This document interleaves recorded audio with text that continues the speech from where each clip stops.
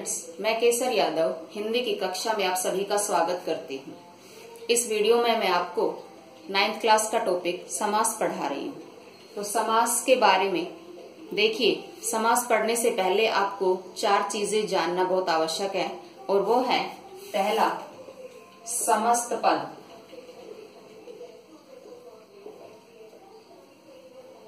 या सामासिक शब्द।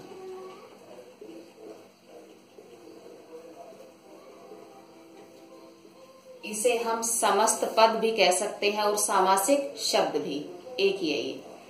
दूसरा विग्रह और तीसरा पूर्व पद और चौथा होगा हमारा उत्तर पद। यदि हम इन चीजों के बारे में जान लेंगे तो हमारा समास समझना बहुत ही सरल हो जाएगा। देखिए, समस्त पद या सामासिक शब्द क्या होते हैं? समस्त मतलब होता है पूरा, तो जो हमारे पूरा शब्द होता है वो समस्त पद कहलाता है या सामासिक शब्द कहलाता है। तो जो पूरा पद एक साथ लिख दिया जाए वो समस्त पद। फिर होता है विग्रह। विग्रह मतलब होता है खोलकर लिखना, टुकड़ों में बांट देना। तो जब हम शब्द को खोलकर लिख देते हैं तो वो हमारा उस शब्द का विग्रह कहलाता है। फिर आता है हमारा पूर्व पद। पूर्व मतलब क्या होता है? पहले। तो जो उस हमारा समस्त पद का पहला शब्द होगा वो पूर्व पद कहलाएगा। तो पहला शब्द या पहला पद हो गया पूर्व पद, और उत्तर मतलब बाद वाला पद। तो ये जो उत्तर पद है ये होगा हमारा बाद वाला पद। अब जब बात आई है पूर्व पद की और उत्तर पद की, तो हम जान लेते हैं कि पूर्व पद क्या होता है और उत्तर पद क्या होता है। तो जब हमारा समस्त पद होता है, मान लो हमारा समस्त पद है राजपुत्र। अब ये हमने एक साथ लिखा है तो ये हमारा समस्त पद है, ये हमारा सामासिक शब्द है। अब इसमें ये दो, जब हम इसका विग्रह करेंगे, विग्रह करिए, खोलकर लिखिए, राजा का पुत्र, ये इसका विग्रह हो गया। हमने इस राजपुत्र को खोलकर लिख दिया है, अलग अलग करके लिख दिया है, तो ये इसका हो गया विग्रह। तो राजा का पुत्र।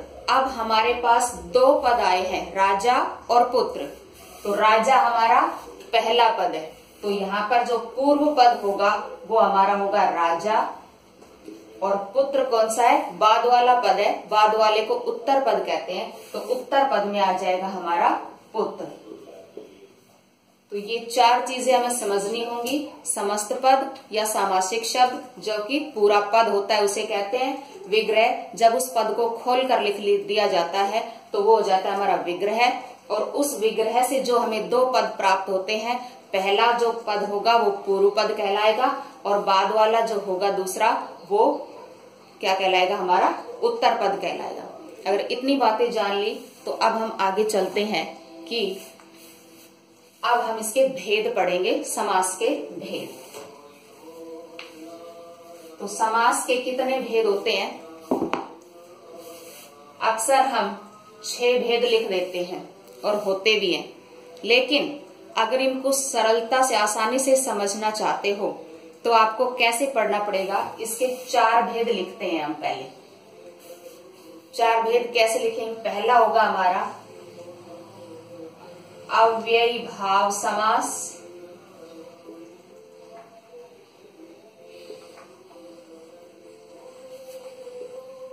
ठीक है। दूसरा होगा हमारा द्वंद्व समास, तीसरा होगा हमारा बहुव्रीहि समास, और चौथा होगा हमारा तत्पुरुष समास। पहले हम इन 4 को लेकर चलेंगे तो हमें आसानी से समझ में आएगा। क्यों? क्योंकि कई बार एग्जाम में पूछा जाता है कि कौन से समास का ये वाला पद प्रधान होता है, या जिसका पहला पद प्रधान है वो कौन सा समास है, जिसका दूसरा पद प्रधान है वो कौन सा समास है। तो हमें ये पद भी ध्यान रखने हैं। तो हमें क्या करना होगा, हमें इस सीक्वेंस से लिखने होंगे समास, तब हमें आसानी से समझ में आएगा। कैसे, देखिए जब हम प्रधानता के हिसाब से करेंगे तो अव्ययी भाव समास हमने इस प्रकार लिखा, तो इसमें पहला पद प्रधान होगा। द्वंद्व मतलब दो होता है, तो मतलब दोनों समास, दोनों ही इसमें पद प्रधान होंगे। तो इसमें कौन से हो गए, दोनों। अव्ययी भाव समास में पहला पद प्रधान, द्वंद्व समास में दोनों पद प्रधान, बहुव्रीहि में कोई भी पद प्रधान नहीं, कोई भी नहीं, और तत्पुरुष समास में दूसरा पद प्रधान।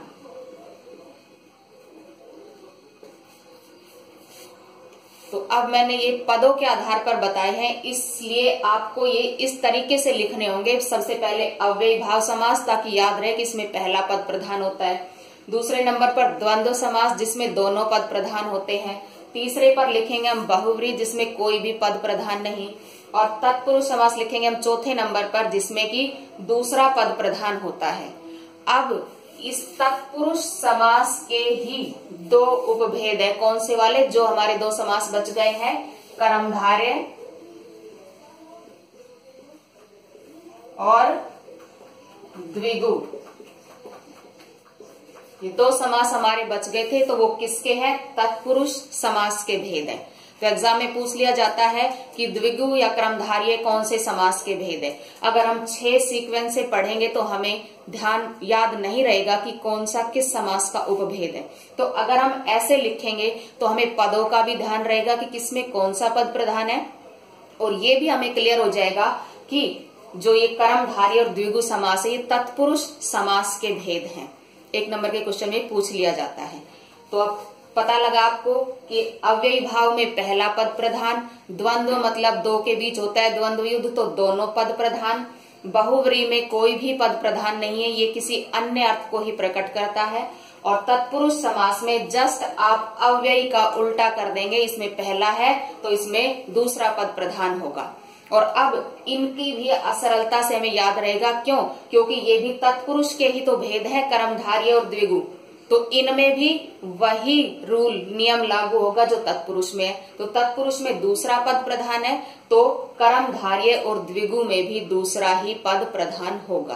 तो आसानी से याद हो जाएंगे हमें, अगर हम इस तरीके से लिखेंगे तो इतना क्लियर होने के बाद अब हम इनके एक एक भेद को परिभाषित करेंगे, पढ़ेंगे।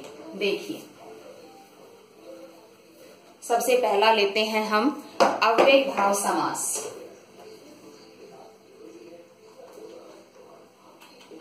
अव्ययी भाव,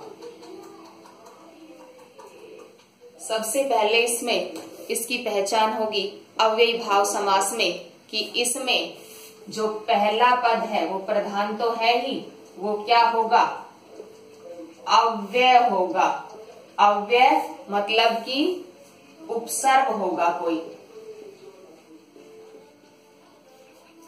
पहला पद उपसर्ग होगा। जैसे, क्योंकि नाम से स्पष्ट हो रहा है अव्ययी, अव्यय जो कि बदला न जाए, खर्च न हो, व्यय होता है खर्च करना, और अव्यय खर्च न हो। तो पहला पद जो का तो बना रहा है, क्योंकि अव्यय होता है वो खर्च नहीं होता है। तो अव्ययी भाव समास में पहला पद जो होगा वो अव्यय होगा या उपसर्ग होगा। उपसर्ग तो आप समझ सकते हैं, यथा, प्रति, उप, तो ये वाले हमारे उपसर्ग होंगे। जैसे प्रतिदिन, प्रतिदिन का जब हम विग्रह करेंगे तो हम हर दिन, यथा नियम,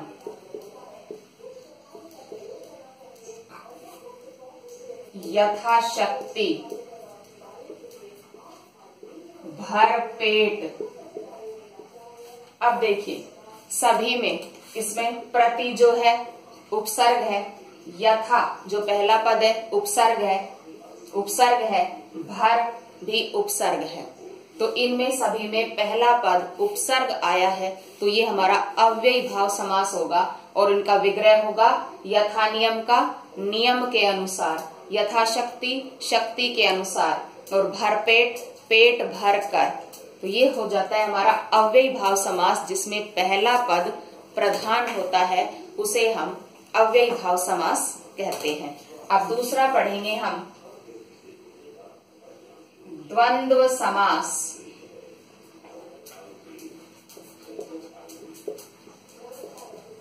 द्वंद्व समास में क्या है, दोनों पद प्रधान है। द्वंद्व दो के बीच युद्ध होता है। अब दोनों ही जो पद हैं वो अपनी अपना इंपॉर्टेंस सिद्ध करना चाहते हैं, दोनों ही बराबर के शक्तिशाली हैं। तो द्वंद्व समास में दोनों पद प्रधान, उनसे दोनों पद प्रधान है। उदाहरण देखिए कि जैसे माता पिता। अब देखिए माता और पिता दोनों का ही हमारे जीवन में अहम इंपॉर्टेंस है, रोल है। अब दोनों ही प्रधान है, दोनों पद प्रधान है, ना इसमें कोई गुण है छोटा है, तो दोनों ही बड़े हैं, दोनों ही हमारे ये जो है प्रधान है। आना जाना,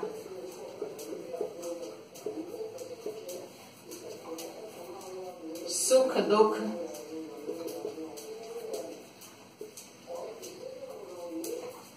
देवासुर। अब देखिए जब हम इनका विग्रह करेंगे तो सबसे आसान विग्रह है इस समास का कि जो ये हमने योजक चिन्ह लगाए हैं इनको हटाकर सिर्फ हमें और लगाना होगा। तो क्या करेंगे, माता और पिता। आना जाना, आना और जाना। सुख दुख, सुख और दुख। देवासुर, देव और असुर। अगर अब हमने इसकी ये पहचान कर ली कि योजक चिन्ह आता है वो द्वंद्व समास होता है, तो अगर ऐसा करेंगे तो भी हम कठिनाई में आ जाएंगे, तो हमें ये पहचान भी नहीं रखनी है। तो इसके लिए जो सटीक पहचान है वो यह है कि या तो ये जो दोनों पद हैं एक दूसरे के पूरक होंगे या फिर एक दूसरे के विलोम होंगे।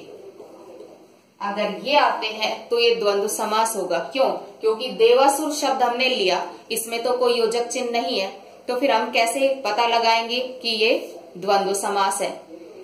तो योजक चिन्ह के, ठीक है, मानती हूं कि योजक चिन्ह से पहचान लिया जाता है, अधिकतर में आता है, लेकिन कई शब्द ऐसे आ जाते हैं जिनमें नहीं आता। तो उसके लिए आपको ध्यान रखना पड़ेगा कि या तो दोनों शब्द पूरक हो, पूरक मतलब एक दूसरे के बिना काम न चलता हो, एक दूसरे को पूरा करने वाले हो, जैसे माता पिता, पति पत्नी। तो ये चीज है, पूरक शब्द है, ये एक दूसरे को पूरा करने वाले हैं।